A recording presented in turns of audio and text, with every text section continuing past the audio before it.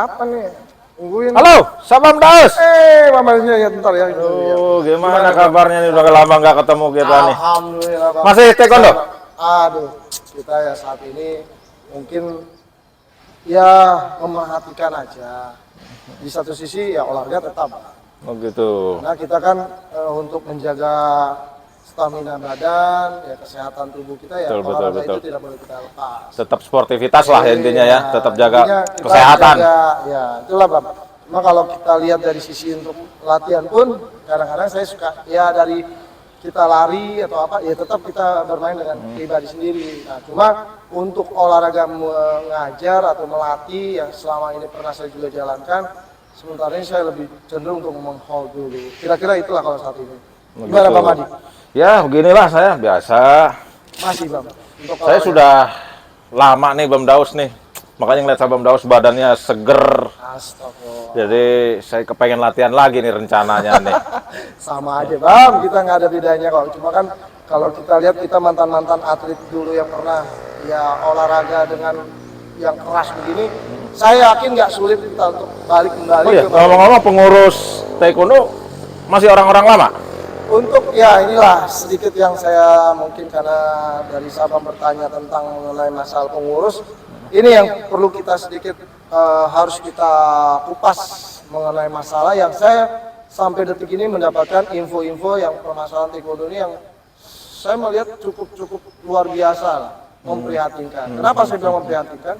Karena kalau melihat permasalahan-permasalahan yang timbul, sebenarnya harusnya kita yang dalam berorganisasi ini ya harus memahami sebuah aturan gitu.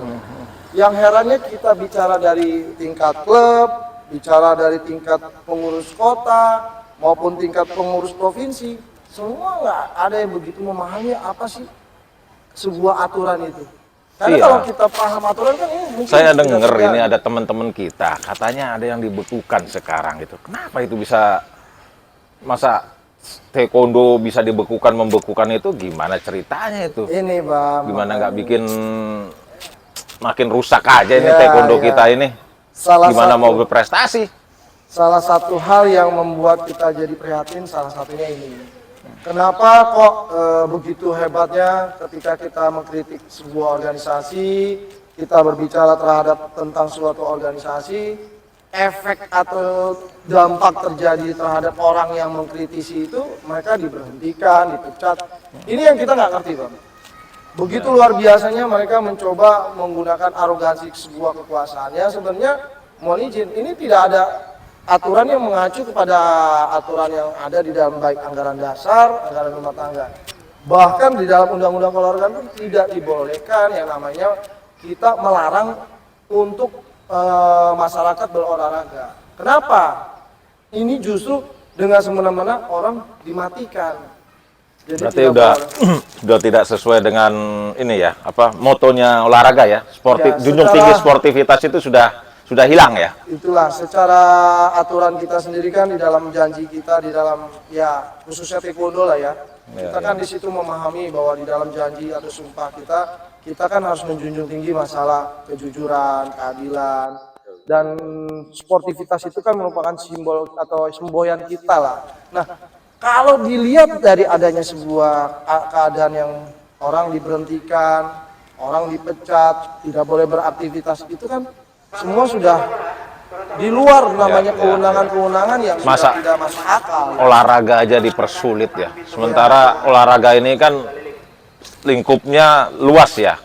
Dan setiap olahraga itu kan ada aturan main cabur-caburnya lah, cabang olahraganya dan peraturannya, anggaran dasarannya, ya aturan mainnya, semua itu kan ada. Tapi kalau ditabrak, dilanggar lah istilahnya gitu, ya gimana mau maju? Ya itulah makanya ini Bang, saya melihat. Saya ingin kita bicara di sini sedikit mengupas lah, mumpung saya juga ketemu sama Sabam Adi.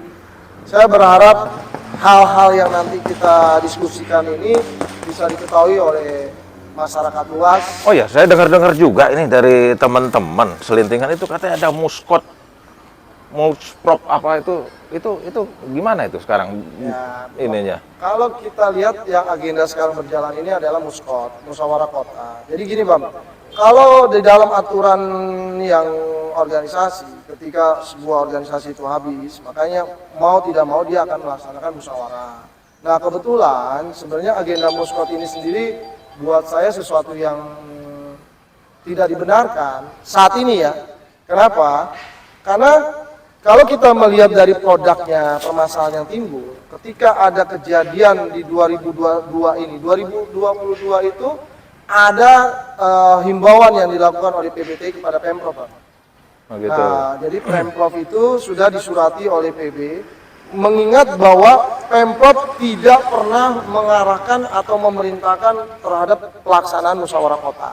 Berarti kalau yang kemarin ini gimana itu? Nah, saya cerita sedikit dulu jelas baliknya Bang sebelum masuk ke depannya. Jadi ketika himbauan ini turun dari PBTI karena ada pelanggaran yang timbul kepada Pemprov. Kenapa saya bilang pelanggaran? Karena kalau kita mengacu kepada pasal 35 ayat 2 di dalam anggaran rumah tangga itu di situ ada membunyikan bahwa apabila kepengurusan organisasi di tingkat kabupaten atau kota sudah melebihi 6 bulan, itu secara otomatis itu dianggap kehilangan haknya.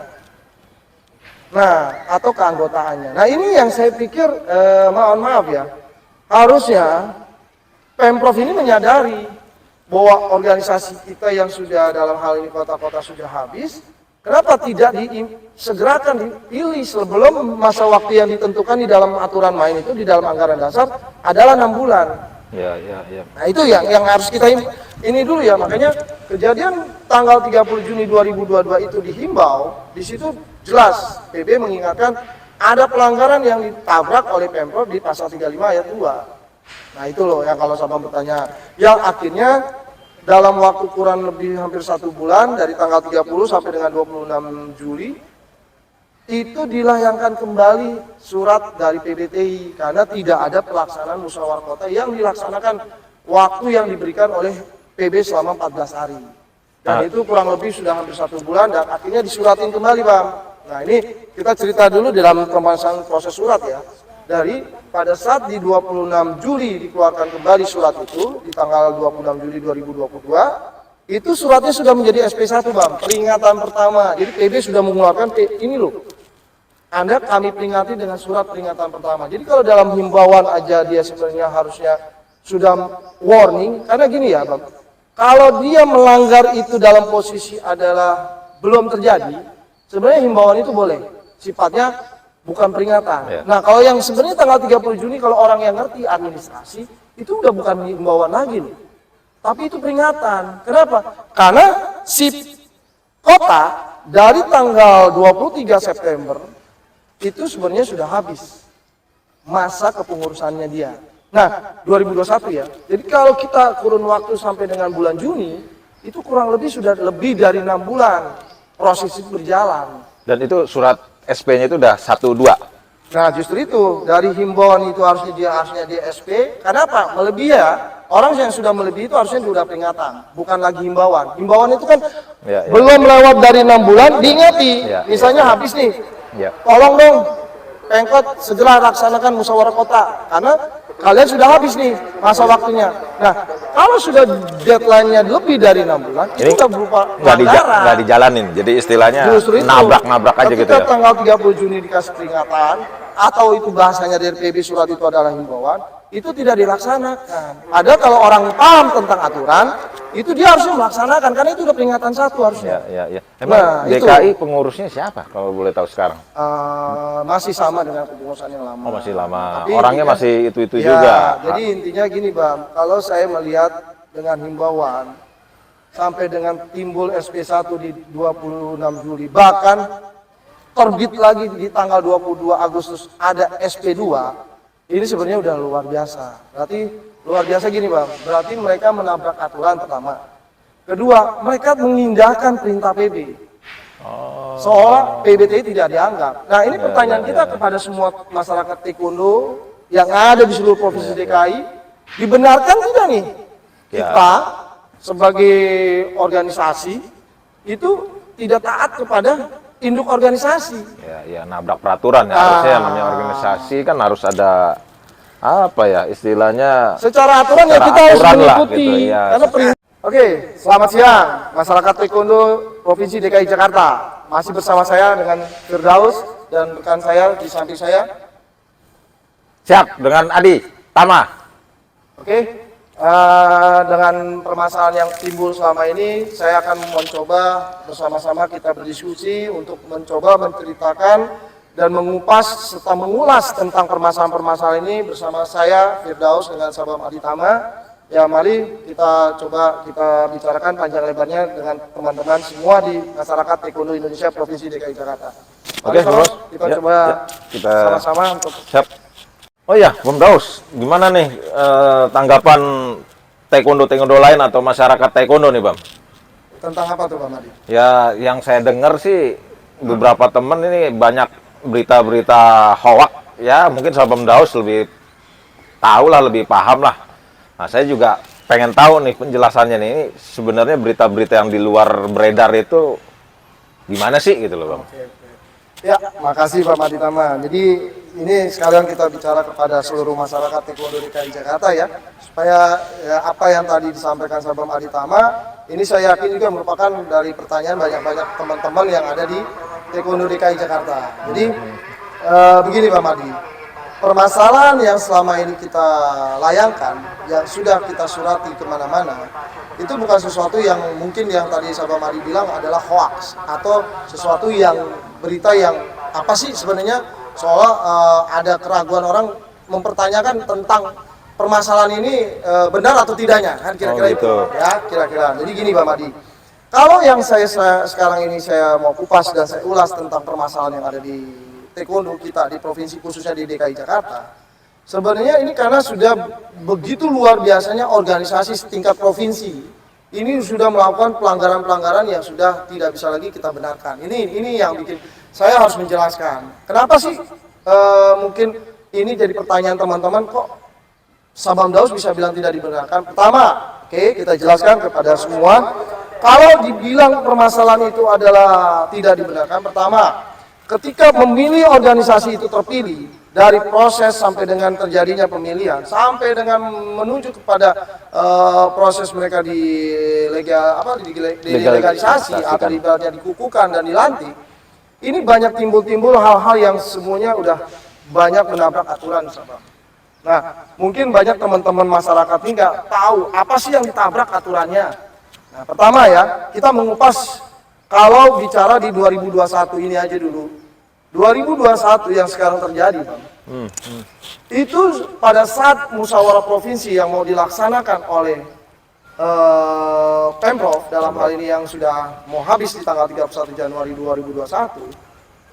Harusnya kan ini PBTI selaku pengurus besar atau induk cabang olahraga memverifikasi Ini nggak ada kebenaran tentang semua verifikasi ini. Persyaratan, baik ketentuan dan sebagainya yang berlaku terhadap aturan yang membenarkan bahwa itu nanti musyawarah provinsi yang akan dilaksanakan ini nanti benar atau tidak, sesuai aturan atau tidak. Itu yang pertama. Yang kedua, verifikasinya juga itu bukan sekedar hanya tatip atau apa rundown-nya atau tentang apa jadwal acaranya. Itu harus benar-benar dia terverifikasi dengan utuh, baik dari siapa yang akan dipilih maupun pemilik-pemilik suara yang akan memilih. Nah, maksudnya di sini adalah ketika pemilik-pemilik suara itu tidak memiliki kewenangan dan dia merupakan sesuatu yang tidak sah di dalam melakukan pemilihan, berarti kan otomatis pemilihan ini akan gugur dengan sendirinya. Ini yang pertama, itu kalau pemilik suara. Terus yang kedua, calon yang akan didorong menjadi ketua juga, itu harus kita verifikasi secara aturannya apa. Nah, kebetulan mengacu kepada permasalahan yang Pemprov, ya ini kan petahana nih, ketua yang terpilih yang lagi ini kan dulu masih Ivan Ronafeleal ini adalah pengurus petahana yang terpilih di tahun 2016.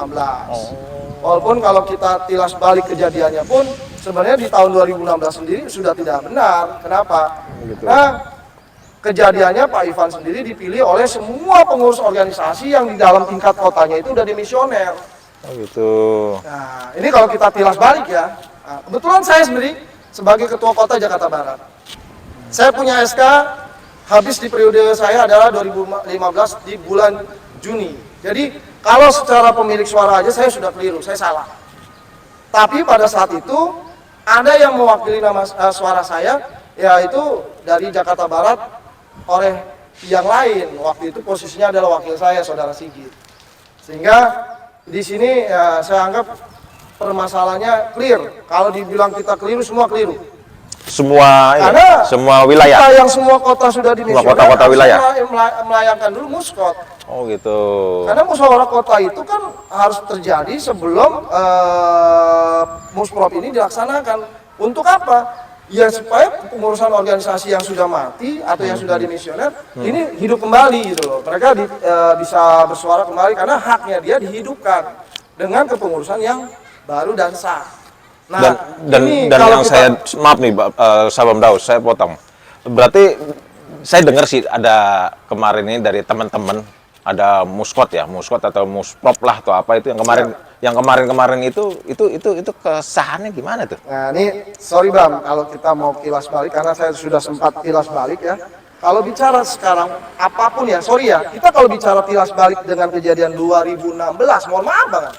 Kalau kita ngerti sebuah rule atau prosedur, aturan main yang berlaku dan perjalanan yang sudah kita lewati di periode yang 2016 sampai 2021 dan 2021 sampai 2025, sebenarnya produk yang sekarang pun akan gugur dengan sendirinya dengan mengacu kepada tilas balik di 2016 yang lalu, Bang.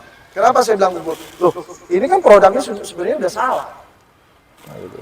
Siapapun yang pada saat itu udah memilih, itu sudah dimisioner. Pelaksanaan muspropnya dalam hal ini Pemprov waktu itu juga dimisioner. Sehingga orang yang terpilih pada saat itu jelas biasa. Nah, apapun hasil turunannya dari 2016 sampai detik ini, ya pastinya gugur dengan sendirinya. Kenapa? Karena bermasalah. Nah, makanya kalau bicara 2021 sampai dengan 2022, kita kembali lagi pada yang tadi Sahabat Madi cerita, muskot itu sendiri otomatis kalau kita mau bicara hukum salah. Gugur dengan sendirinya. Berarti dari segi hukum banyak nabraknya ya, banyak pasti, apa namanya melanggar aturan ADRT atau janji taekwondo atau menjunjung tinggi sportivitas olahraga itu udah semuanya tidak dijalankan. Jadi gini Bang, kalau kita melihat dari tadi saya tilas balik, terus progres berjalan sampai dengan 2021 kembali lagi terjadinya pemilihan, diulang lagi dengan kejadian yang sama dengan orang-orang itu juga. Bahkan orangnya itu juga dulu orang-orang ini dimisioner, di saat ini orang-orang ini justru menabrak aturan dengan rangkap jabatan, lebih parah lagi. Setahu saya sih rangkap jabatan itu nggak boleh itu ya. Itulah. Apapun ininya nggak boleh, harus memilih salah satu. Ini yang saya sayangkan. Kalau gitu namanya borongan ya? Ini yang saya sayangkan. Jadi gini Pak Madi, kalau kita bicara rangkap jabatan Pak Ivan yang saya ceritakan tadi, bahwa ketua yang akan kita pilih, itu minimal adalah orang atau sosok figur yang tidak boleh menabrak aturan. Dan kebetulan kami melayangkan surat itu. Kita mengingatkan dalam hal ini KONI, DKI. Dalam hal ini KONI mempunyai sebuah aturan main anggaran dasar anggaran rumah tangga KONI, yang dia tahu ada peraturan-peraturan yang di dalam hal ini yang tidak dibolehkan Pak Ivan ini mencalonkan diri pada saat 2021 itu Pak. Tapi nyatanya? Tapi dipaksakan tetap mencalonkan diri. Jadi saya di tanggal 26 Januari kami masih sempat bersurat mengingatkan kepada KONI bahwa kami di situ dalam surat kami adalah Pak Ivan ini rangkap jabatan loh. Terus tanggapan KONI sendiri gimana tuh Bang? Jadi gini, pada saat surat kami masuk, sebenarnya KONI ini harusnya nggak perlu kita ajarkan. Karena kan bagaimanapun juga KONI ini kan tahu aturannya. Kalau kita yang taekwondo, pasti kita tahu tentang aturan taekwondo. Jadi saya pikir betul. masyarakat taekwondo Indonesia yang di DKI Jakarta, saya yakin kalau kalian mau membaca semua tentang aturan taekwondo Indonesia itu udah sesuatu hal yang baik buat kita sehingga kita nantinya kedepannya tidak kayak carut-marut begini. Nah kalau untuk anggaran dasar KONI, saya rasa mungkin teman-teman taekwondo juga kurang begitu banyak menyimak, tapi justru hal-hal yang kayak gini juga harus menjadi perhatian atensi kita semua gitu loh. Kenapa saya bilang harus jadi atensi? Karena kan kalau dibilang siapa sih aturan tertinggi yang di dalam olahraga? Kalau bilang Taekwondo Indonesia itu anggaran dasar, anggaran rumah tangga anggaran dasar rumah tangga PBTI lah yang tertinggi buat kita untuk Taekwondo Indonesia. Tapi kita ini merupakan keanggotaan KONI. Betul. Jadi kalau siapa sih justru aturan yang tertinggi justru harusnya anggaran dasar, anggaran rumah tangga KONI. Betul. Nah, ini yang saya sayangkan kok tidak mau KONI memberikan sebuah statement kebijakan bahwa ini salah, ini keliru, ya ini tidak boleh loh. Silakan Anda pilih. Ya, mau memilih jadi kepengurusan PB Gapsi, dalam hal ini kan beliau wakil ketua umum, atau beliau mau menjadi ketua umum Pemprov. Salah satu dia harus pilih. Tapi kan faktanya semua ditabrak, dua-duanya diambil, dikuasai. Ada apa? Oh iya, Bam Daus. Terus kalau dari pasal-pasalnya itu gimana tuh, Bam Daus? Untuk permasalahan pasal-pasal tentang aturan dengan aturan-aturan yang ditabrak, betul. Oke, gini Pak Madi, biar kita semua masyarakat Taekwondo Indonesia ini juga khususnya Provinsi DKI Jakarta ini bisa memahami dan tahu apa sih terhadap tadi pertanyaan sama Pak Madi yang ditabrak-tabrak ini, pasal-pasal apa aja. Berarti sudah melanggar apa sih ADRT yang semua membuat ini memang sudah tidak dibenarkan. Mungkin kita sama-sama belajar di sini. Mari kita jelaskan, saya akan ambil data dulu supaya kita bicara tidak ada dalam posisi yang seolah wah kita hoax. Nah ini saya akan hindarkan itu. Karena siapapun yang berpikir dari teman-teman yang ada di seluruh DKI ini, kalau yang berpikir wah ini Bam Daus ini hanya asumsi, kami bukan bicara asumsi di sini. Kami akan bicara, kita akan by data. Oke? Pada teman-teman, kita akan coba bicara melanjutkan dalam permasalahan pembicaraan ini. Kita akan coba buka data. Mari kita lanjutkan. Bam Daus, sambil duduk kita santai. Siap. Monggo, mari Sabam Madi. Iya. Silakan Sabam. Aduh, kita biar enak nih.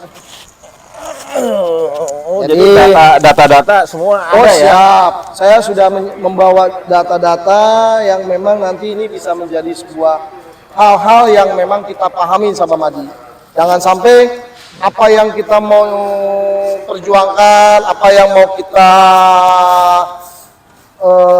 semacam kita kritisi, apa yang perlu kita laporkan ini seolah hanya cerita-cerita dongeng atau cerita-cerita yang tidak berdasar. Nah, makanya apa sih dasarnya ya ini?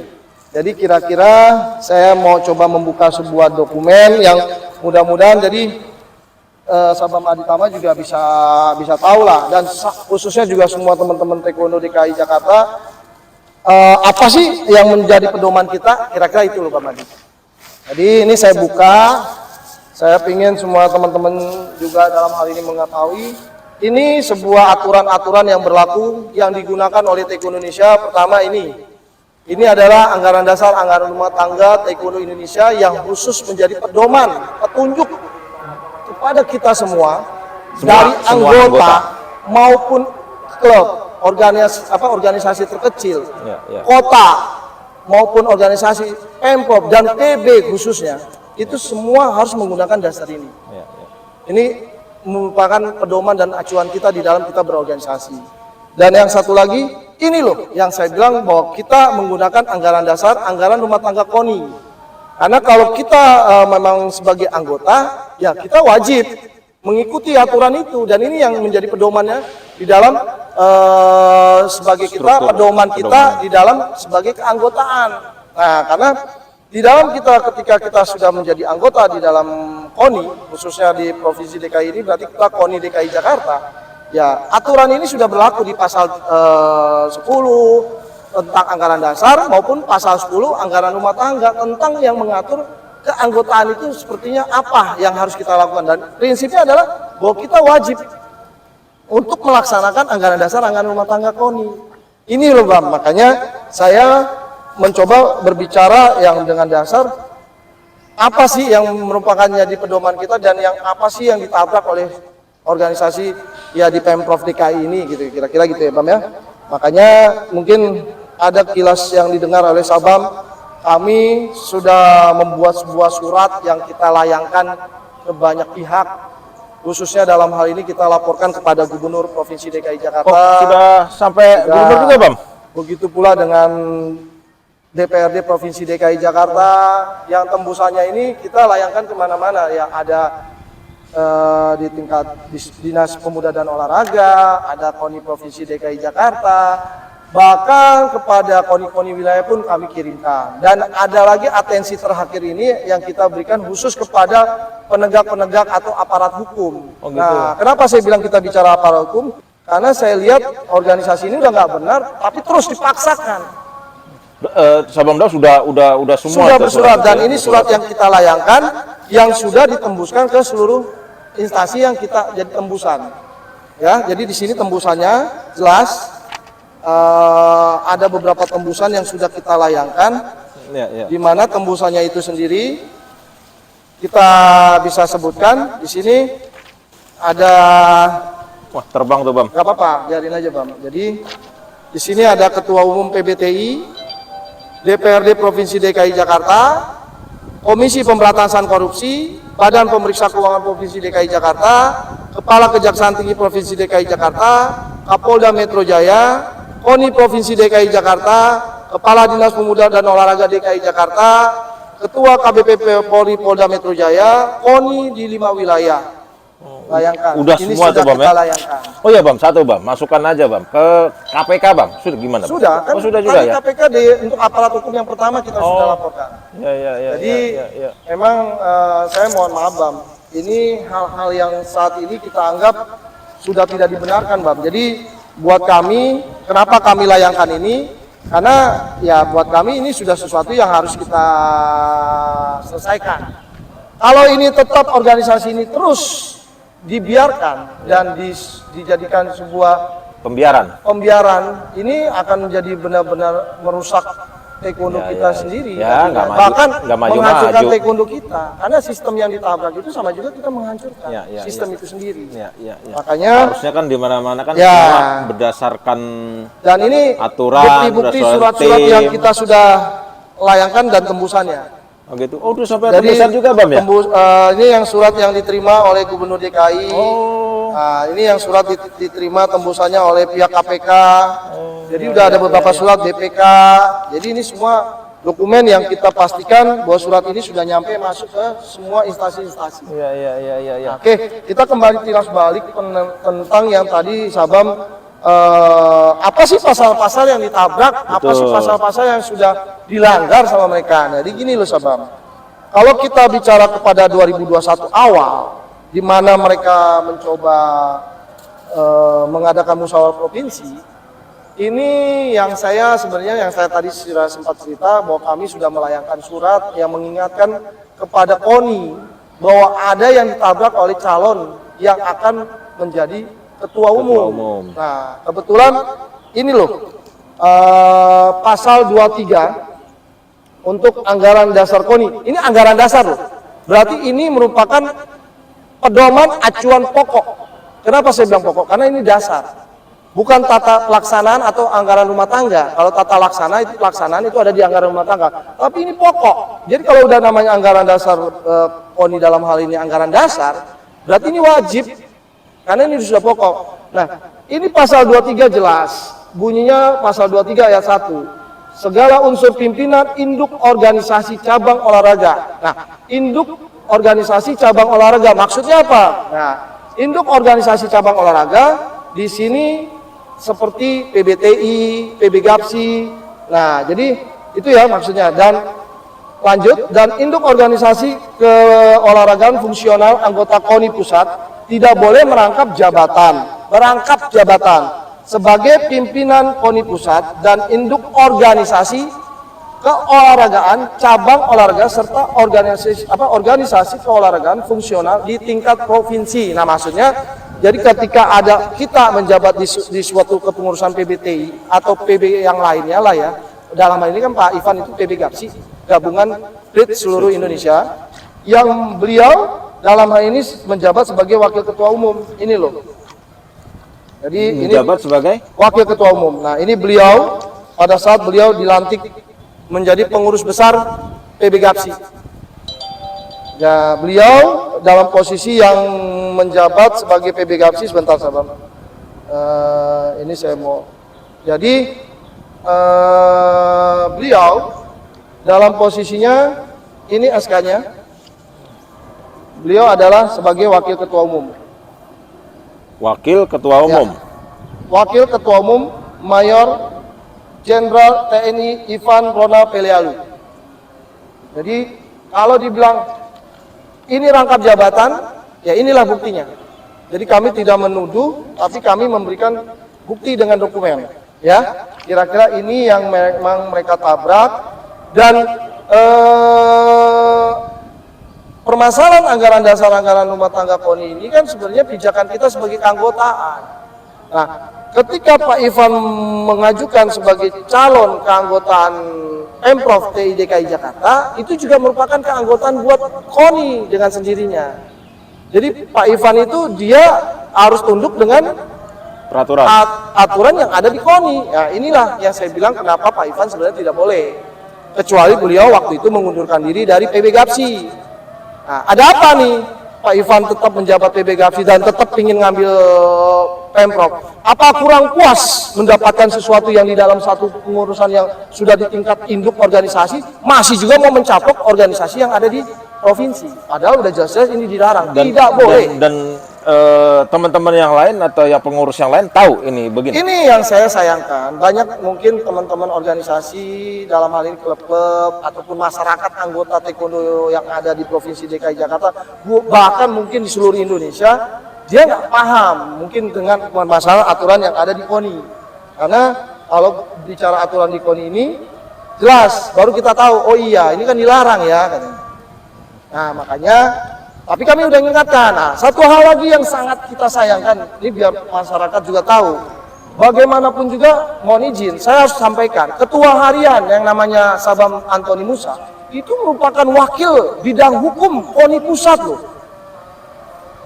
Dan beliau salah satu orang yang hadir di dalam agenda musyawarah provinsi.